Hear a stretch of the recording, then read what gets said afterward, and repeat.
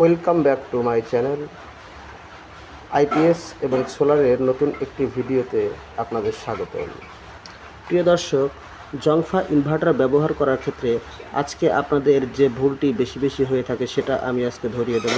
তার আগে অবশ্যই আমার চ্যানেলটা সাবস্ক্রাইব করে পাশে থাকবেন এবং আপনারা যদি ইতিমধ্যে সাবস্ক্রাইব করেছেন তাদেরকে অসংখ্য ধন্যবাদ এবং নতুনদের সাবস্ক্রাইব করবেন এবং আমার পাশে থাকবেন, এটাই আপনাদের কাছে আমার চাওয়া এবং ভিডিওটি দেখবেন। চলুন আমরা ভিডিওটি শুরু করি। প্রিয় দর্শক, জংফা ইনভার্টার এটি চাইনিজ প্রোডাক্ট। এটি যেভাবে ব্যবহার করলে আপনি নিরাপদের সঙ্গে ব্যবহার করবেন চলুন সেটা দেখাই। প্রিয় দর্শক, আপনারা ব্যাটারির প্রান্তটি অবশ্যই লালে পজিটিভ এবং এই কালো তারটি নেগেটিভ প্রান্তের সঙ্গে সংযোগ দেবেন।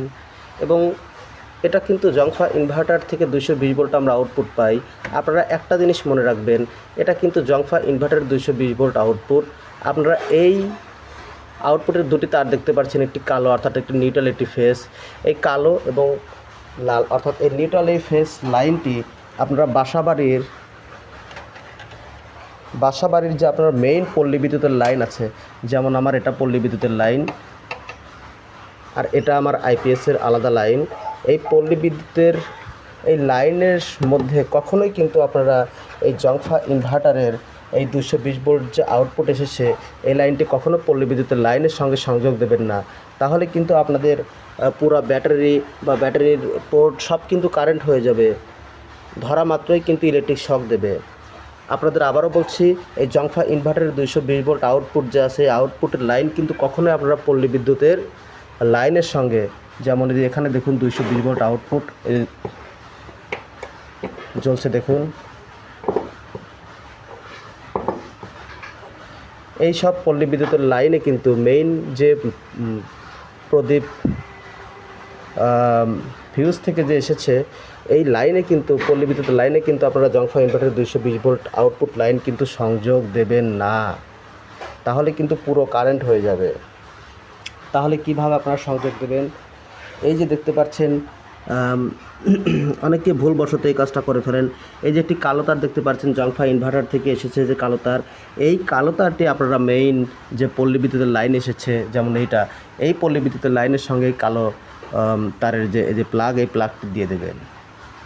এবং এই প্লাগে অবশ্যই দেখবেন যে কোনটা লাল এবং কালো। এই কালো তারের মধ্যে দুটি তার রয়েছে, একটি লাল, এই লাল প্রান্তটি হচ্ছে ফেস। এই ফেস তারটি অবশ্যই পল্লী বিদ্যুতের যে লাইন যে ফেস অর্থাৎ যে টেস্টার দিয়ে দেখুন চলছে, এই ফেস তারের মধ্যে এই লাল প্রান্তটি ঢুকিয়ে দেবেন এবং এই নিউট্রাল প্রান্ত দেখুন চলছে না, এই প্রান্ত হচ্ছে ওই কালো তারটির সংযোগ দেবেন।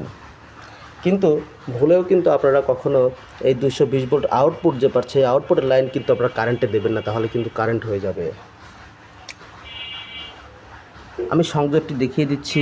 এই লাল প্রান্তর সঙ্গে পজিটিভ, ব্যাটারি পজিটিভ এবং কালো প্রান্তটি ব্যাটারি নেগেটিভ প্রান্তের সঙ্গে সংযোগ দেবেন। এবং